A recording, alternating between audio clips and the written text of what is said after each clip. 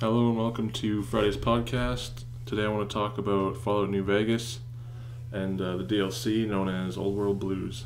Yeah, the funny thing is I realized that it was an 010 game or a 2010 game, but I still want to talk about it because I played it 3 times over, and there's some things I noticed, and I want to compare from Fallout 3 to Fallout New Vegas. Some of you think Fallout 3 is better, some of you think New Vegas is better. Well, that's your opinion, I'll give you mine. Also, I'd like to fit in current events and my thoughts on all these Occupy Wall Street protests that are going on. This will be about a 15 to 25 minute podcast. So sit back, listen, and enjoy. Hello and welcome. You are listening to Podcast and LPM. Alright, I'm gonna start with Fallout 3. I know it's about New Vegas, but I'm gonna compare it, so bear with me. Fallout 3.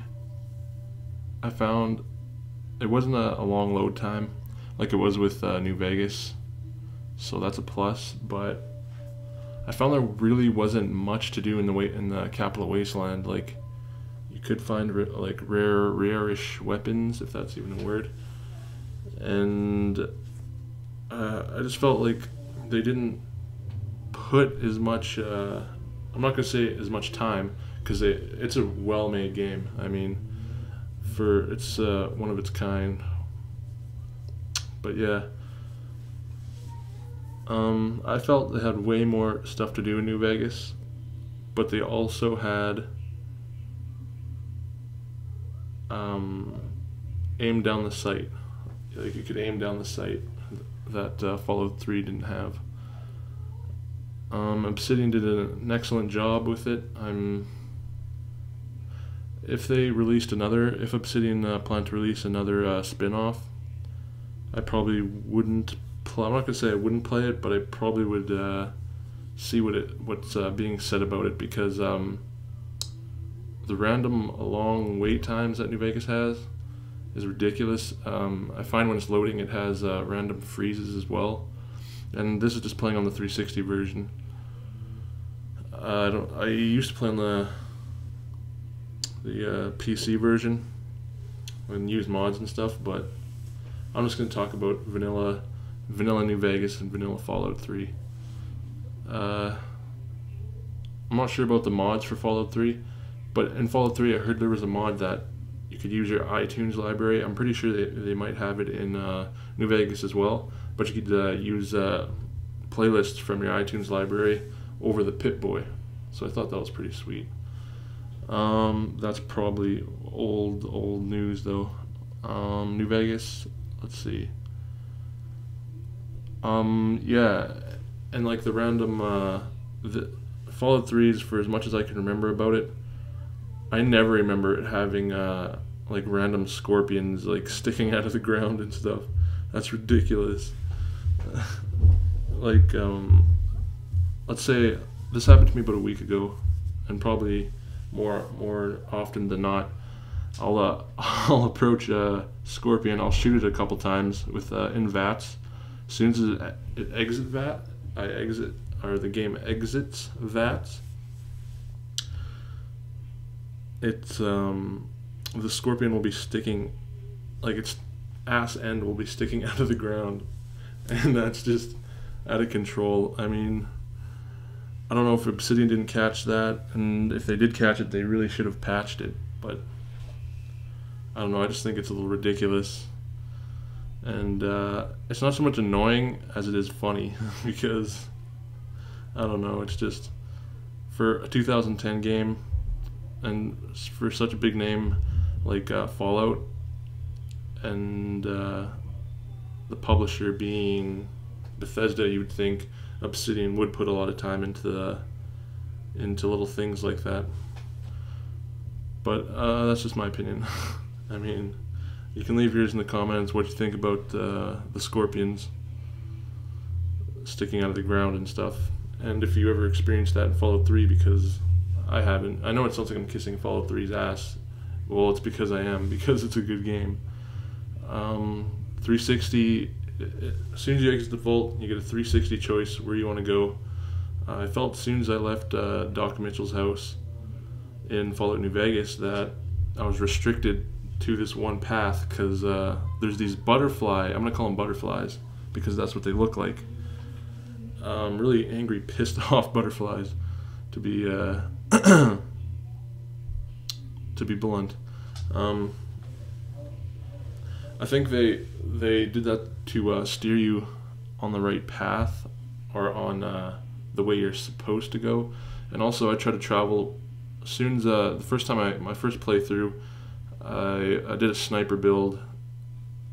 I was planning to use sniper and plasma weapons, and I did a couple quests in Good Springs, and then made my way. I thought I'd make my way to New Vegas, so I walked, and then I get approached by this guy on, I think it's one of the highways. I'm not too sure about one of the highways, but I get approached by him, and he comes up to me and he says I can't go any further. Well, I say, because of death claws. Well,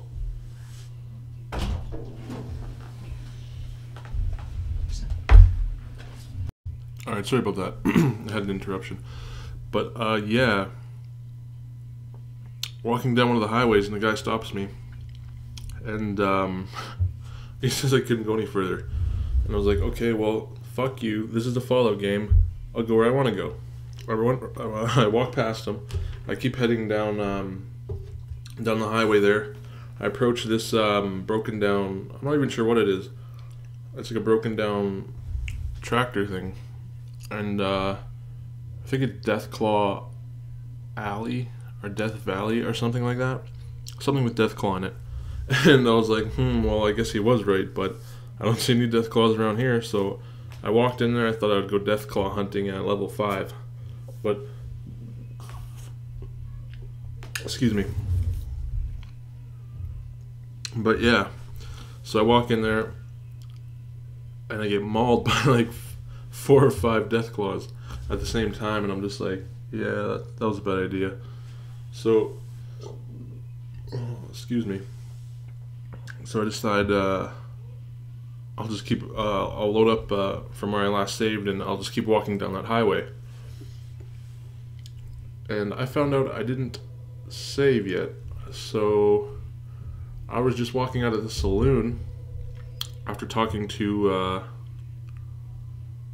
not Sunny, I think it's, I'm not sure if it's Sunny Smiles. No, that's the one who helps you shoot with, like, aiming and stuff. The one at the bar who stays at, or, the one in the saloon. Anyway, after I'm done talking to her, after I'm done doing the couple little quests there, from there I head down to that highway again. Walk past the guy who told me not to walk down the highway. I keep going, and then there's 2 Deathclaws on each side of the road, and I'm just like, oh my god. So I save, and I try to just run past him. Well, I got past him, luckily, by sneaking around this broken down, what looked like a semi or something. And yeah, I got pretty far past him. I got to I-88 Outpost. I almost got to I-88 Outpost. I think that's what it was. And I get mauled again by these fucking Deathclaws. And I'm just like, well, what am I supposed to do? How do I get to New Vegas if I just keep getting mauled by Deathclaws? And then, so I was like, fine. I'll look into my quests. So I opened my Pip-Boy. And here's another thing that bugs me about New Vegas. In Fallout 3, yeah, you have a Pip-Boy. It's given to you when you're 10 years old, and then you proceed to try to exit the vault. That's understandable. That's a good reason to have a Pip-Boy. What's not a good reason in New Vegas, how they introduced the Pip-Boy, was Doc Mitchell was raised in the vault as well, and he gives you his. that makes no sense because, well, I'm just gonna crisscross New Vegas into reality for a second. If you have a Pip-Boy and it's like one out of probably 1,000, no, not even that, one out of 1,000 that every person has. I'm not even sure what the number is now, what the numbers are on how many people have a Pip-Boy in the Fallout world, but I wouldn't just give it away because it plays radio and all that. But yeah, that's not the only reason why I would have a Pip-Boy though. It's just for the radio. But yeah, that's I just don't get it. Why would he give you his Pip-Boy when, like, I think Obsidian could have been more creative at this part. I think they could have put more thought into the inventory and the health, and the inventory system, and where you go up to look up your quests. But I guess they're just going to take the easy way out. I'm not going to say the easy way out, but I guess they're just going to, what's the word I'm looking for? Well, I guess it's traditional to have a Pip-Boy, but in Fallout, like, it wouldn't feel like Fallout if you didn't have a Pip-Boy.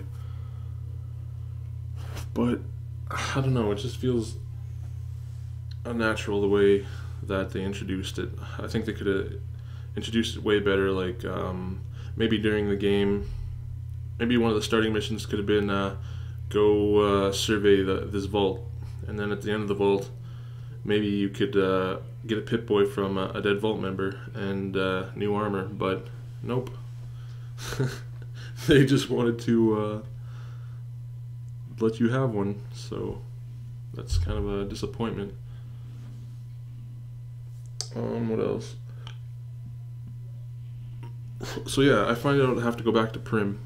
I look at my Pip-Boy, go to my quests, find out I have to go back to Prim to talk to find out about my murderer, Benny.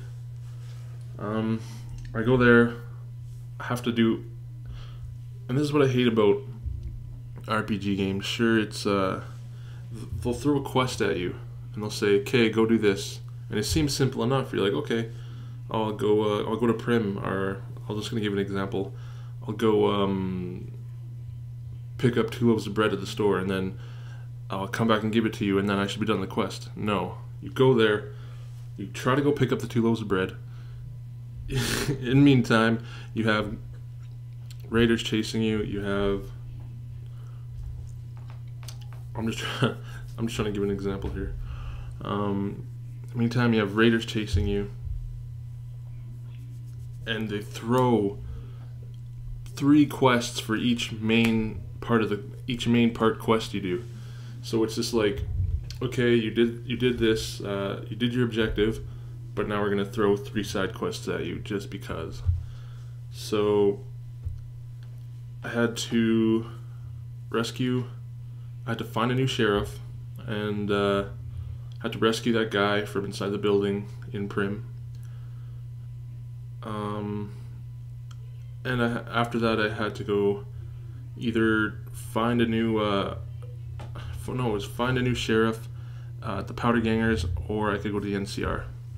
My first playthrough, I went to the NCR because it was closer, and yeah, I didn't think they would drop martial law on Prim, but hey, it's my first playthrough, right?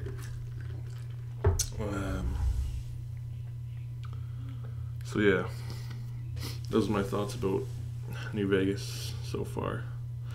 And there's something I want to talk about, the random long neck glitch. That's what I like to call it, because you'll die and then your body turns like your arms will go long and your neck will go long, and they'll go like all weird. And I'll try to get a picture if I can off the internet, and I'll insert that here if I do have one. So yeah, the random long neck glitch is another thing a new glitch I experienced in New Vegas that Fallout 3 didn't have. But hey, if you want to be a lazy game creator, then that's what you do, I guess. Alright, and take a little break. And when I come back, I'm going to talk about Occupy Wall Street and some current events. I'm back, and Occupy Wall Street. So let me get comfortable here. Occupy Wall Street. I want to hear your opinion on Occupy Wall Street, because I feel it's essential that everyone knows what this is about, because I'm quoting someone, I can't remember who, but they said that this is like a global awakening. Now, I wouldn't go as far as to say it's that. I'd say it's just the citizens of the states getting mad. Well, obviously, but yeah, let me hear your opinion on that. And if you haven't realized or noticed yet, this is my new. I'm using my new mic right now. Yeah. What else was I gonna talk about? Okay, yeah. Here's my opinion on Occupy Wall Street. It's kind of complicated, because I think like they are allowed to protest, but leaving litter and dealing with the trash after the fact of the protest, and I know, yeah, sure, it's more than, this protest is more than is bigger than a little bit of litter being left on the ground, but also they're staying in a public place. Okay, now when you camp out at a public place night after night, you are gonna get kicked out. It's like a bum sleeping. Let me rephrase that. It's like a homeless man sleeping on the sidewalk. You get just as mad as you get mad because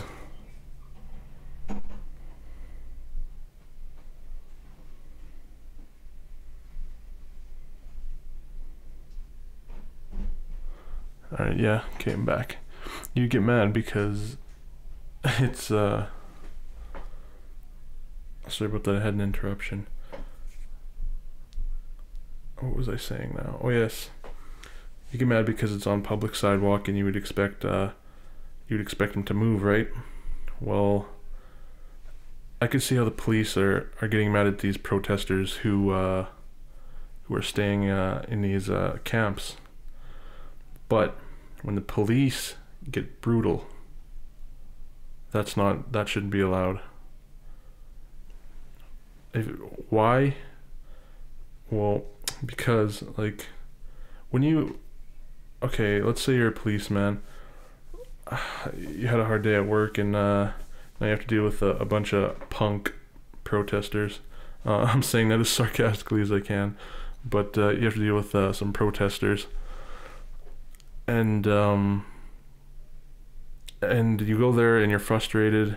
It's been a long day, and you not spray paint them, you pepper spray them in the face. Now, I'm sure some of you have seen pictures circulating around Reddit and around another site I won't mention, but it's this picture of this police in full riot gear, I believe, spray painting, or what do I keep saying? Spray painting, pepper spraying civilians. All right, and it's just like, wow, that's out of control. Could you imagine if they spray painted them? That'd just be out of control. But yeah, they're just, I know it's no laughing matter, but yeah. They're just, what's the word I'm looking for? I can't get that image out of my head. They're overreacting is what they're doing, because spray painting students outside of their I think it was outside of their own university or outside of a college. That's just out of control. I mean, come on. They're peaceful protesters. It's not like they're gonna start a riot, which I'm not sure if any riots started over this Occupy Wall Street. I'm sure there has been, though I haven't really been keeping up with it. But yeah, that's quite a predicament. And now there's like I live in the north. I live in Alberta. That's in Canada, if you don't know. I've seen protests reach up here, mostly about the Suncor oil sands and how it's hurting the environment and stuff. But the farthest I've seen Occupy Wall Street protests go is all over Africa, all over the UK, around. There's tons there's Occupy Vancouver, Occupy Ontario, Occupy BC, and all these different ones. The closest that got to me is I live in Alberta, so the capital here is Edmonton, and yeah, I've seen protests reach Edmonton, as well as Calgary. I think I've heard there was some in Calgary as well. But yeah, another question, another answer for me, you can leave in the comments. Have you been to an Occupy your city, insert your city name here, in your town or in your city? And if you have you camped out there? I haven't been to one because there hasn't been one in my little town here, but they're getting close and they're spreading fast, from what I hear, and from what I hear from other people.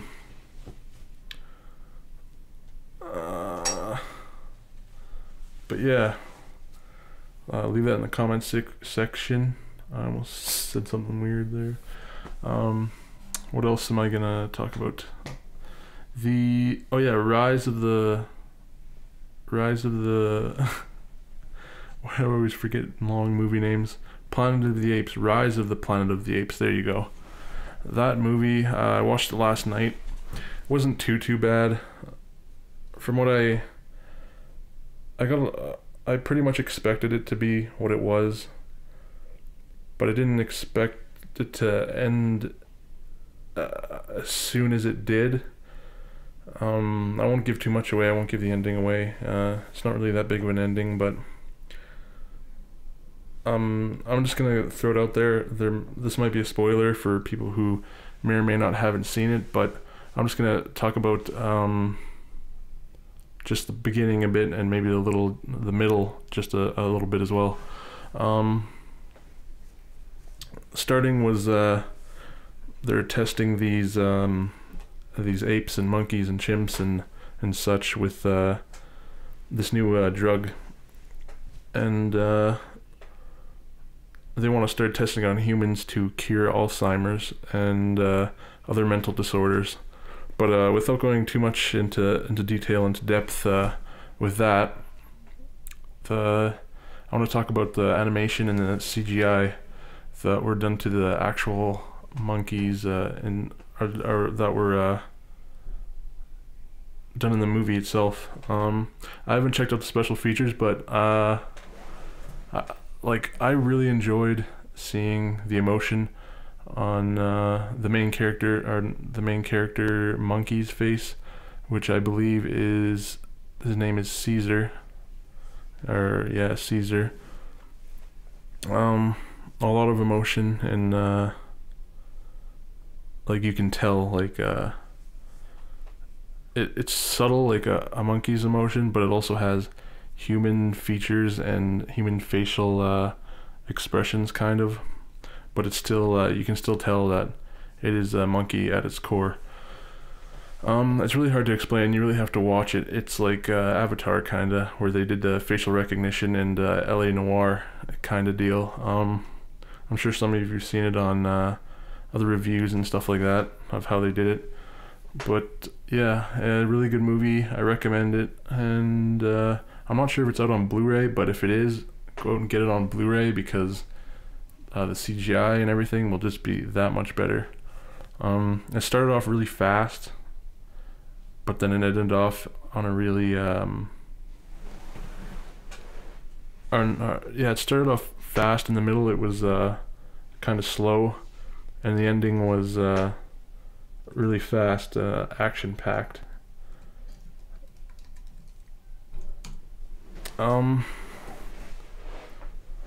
But yeah, that's about it. And I'm just trying to think what I missed. But yeah, go out and buy it, or rent it, whatever you want to do.